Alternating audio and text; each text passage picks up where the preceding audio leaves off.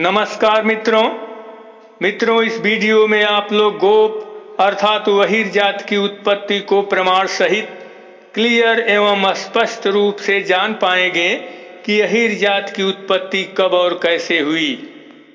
मित्रों, यह वीडियो यादव समाज के लिए ऑल इन वन है, क्योंकि जब मैं गोप जात की उत्पत्ति को बताऊंगा तो मैं उसे सिद्ध करने के लिए ऐसे पक्षों को रखूंगा जो हमारे समाज के लिए ब्रह्मवाक्य की तरह सत्य एवं अमर हैं, जिससे अन्य प्रश्नों का भी समाधान भविष्य में होता रहेगा।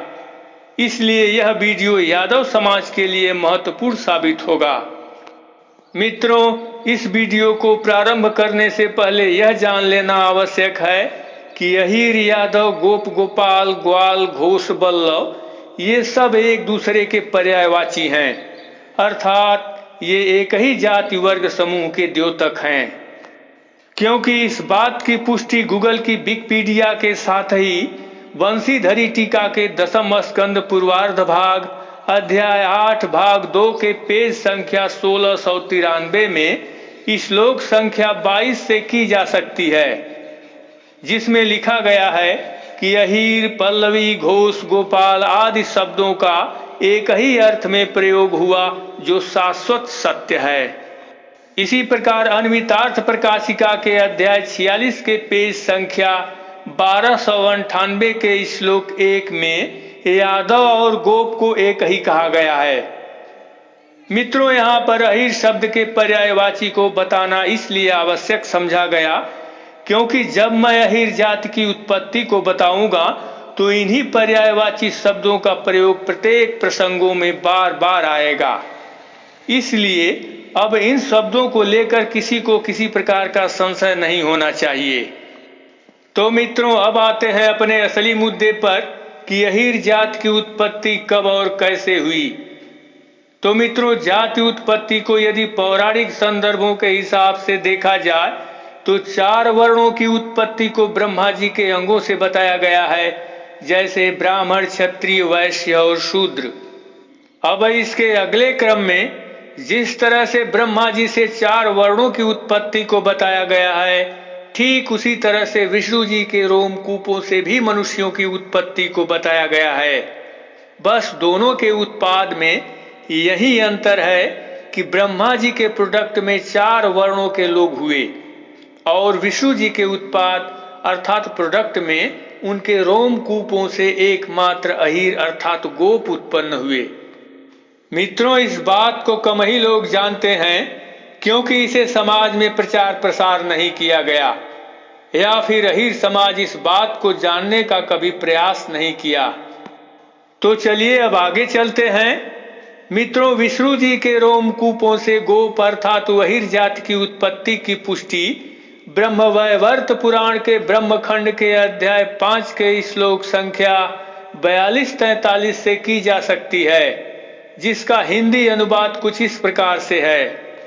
हे मुनिप्रवर, उसी समय श्री कृष्ण अर्थात विष्णु के रोमकूपों से रूप तथा वेश रचना में श्री कृष्ण के ही समान प्रतीत होने वाले गोपों अर्थात अहीरों का आविर्भाव हो गया। इस संबंध में पूर्वोक्त पंडितों ने शास्त्रों में इन अनिर्वचनीय सुंदर गोपों अर्थात अहीरों की संख्या 3 करोड़ कही है।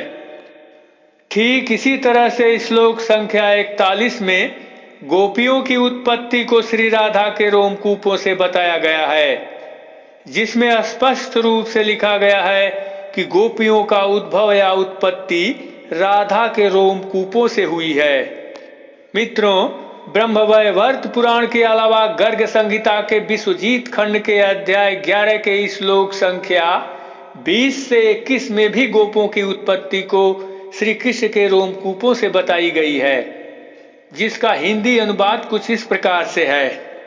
गोलोक में जो गोपाल गण अर्थात अहीर गण हैं, वे साक्षात श्री कृष्ण अर्थात विष्णु के रोम से प्रकट हुए हैं और गोपियां श्री राधा के रोम से उद्भूत अर्थात उत्पन्न हुई हैं। इस प्रकार से देखा जाए तो सृष्टि निर्माण में 2 देवताओं की अहम भूमिका रही, जिसमें ब्रह्मा जी की सृष्टि रचना में ब्राह्मण, क्षत्रिय, वैश्य और शूद्र के रूप में 4 वर्णों की उत्पत्ति हुई, जिसमें ब्राह्मण ब्रह्मा के मुख से पैदा होने के कारण अन्य वर्णों से सुपर माने गए। ठीक उसी प्रकार दूसरी ओर विश्व स्वरूपा परम शक्तिमान भगवान विष्णु तथा उनकी शक्ति रूपा श्री राधा के रोमकूपों से एकमात्र गोप गोपियां अर्थात अहीर और अहिराणियां उत्पन्न हुई। चूंकि इनकी उत्पत्ति भगवान विष्णु और राधा के रोमकूपों से हुई है, इसलिए भगवान विष्णु के इस उत्पाद में न कोई छोटा है न कोई बड़ा। इनके उत्पाद में कोई ऊंच नीच भी नहीं है। इनमें यदि कोई भेद है तो केवल स्त्री पुरुष का ही भेद है। बाकी तो सभी रूप तथा वेश रचना में श्री कृष्ण के ही समान हैं, इसलिए इनमें कोई भेद नहीं है।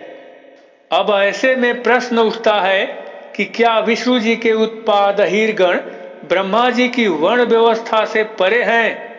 तो इसका जवाब है नहीं, क्योंकि ब्रह्मा, विष्णु और महेश इन तीनों देवों के तालमेल से ही मनुष्य लोक का संचालन होता है।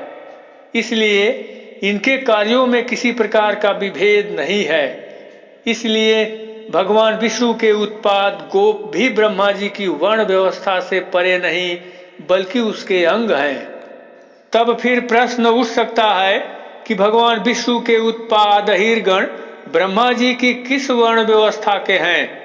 तो इसका जवाब है क्षत्रिय वर्ण, क्योंकि इस संबंध में भगवान विष्णु पिचासों को अपना परिचय देते समय हरिवंश पुराण के भविष्य पर्व के अध्याय 80 के श्लोक संख्या 9 और 10 में कहते हैं कि मैं क्षत्रिय हूँ।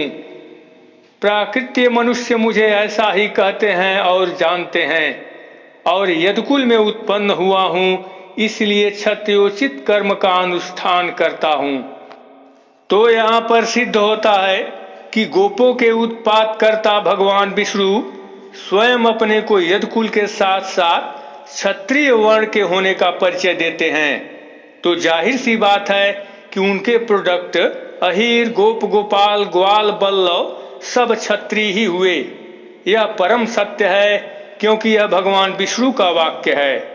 इस तरह से ब्रह्मा जी की वर्ण व्यवस्था के क्षत्रिय वर्ण के अभिन्न अंग गोप अर्थात अहीर भी हैं। इसके अलावा पद्म पुराण के सृष्टि खंड के अध्याय 17 के श्लोक संख्या 18 और 19 में भगवान विष्णु अपने उत्पाद गोपों को आश्वासन देते हुए कहते हैं कि मैं देव कार्य साधनार्थ तुम लोगों के कुल गोप कुल में अवतीर्ण होकर रास क्रीड़ा करूंगा, जो अत्यंत प्रसिद्ध होगी। और आगे चलकर भगवान विष्णु द्वापर में गोप कुल में जन्म लेकर अपने ही अंश स्वरूप गोप हो गए। इस बात की पुष्टि हरिवंश पुराण के विष्णु पर्व के अध्याय 11 के श्लोक संख्या 48 में भगवान स्वयं कहते हैं कि इसीलिए ब्रज में मेरा यह निवास हुआ है और इसीलिए मैंने गोपों में अवतार ग्रहण किया है। फिर इसी पुराण के भविष्य पर्व के अध्याय 100 के श्लोक संख्या 41 में कहते हैं कि मैं सर्वदा गोप हूँ। अतः यहाँ पर सिद्ध होता है कि भगवान विष्णु के उत्पाद गोप अर्थात अहीर हैं, और विष्णु जी स्वयं अपने ही उत्पाद गोपों में अवतार लेकर खुद गोप हुए। इससे यह साबित होता है कि इस पवित्र गोप कुल का संबंध परम शक्तिमान भगवान विष्णु से है, जिनके उत्पाद केवल अहीर, गोप, गोपाल, घोष, ग्वाला इत्यादि ही हैं, दूसरा कोई नहीं। और ये लोग विष्णु के उपासक होने के कारण वैष्णव धर्म के अनुयायी होते हुए भी शिव और ब्रह्मा जी के भी उपासक हैं।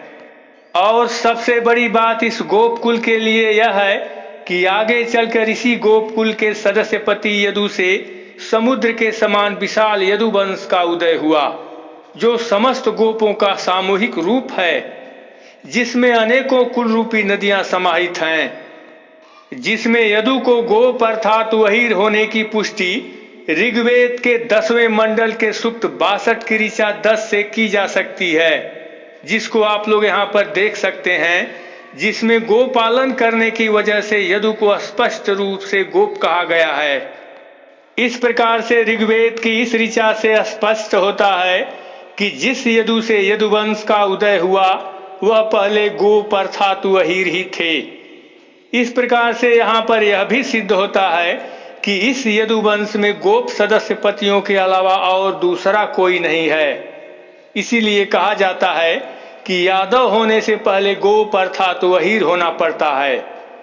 और जाहिर सी बात है कि बेवजह कोई अहीर बनना नहीं चाहेगा, फिर भी कुछ लोग बेवजह और निराधार यादव होने के लिए उत्सुक रहते हैं।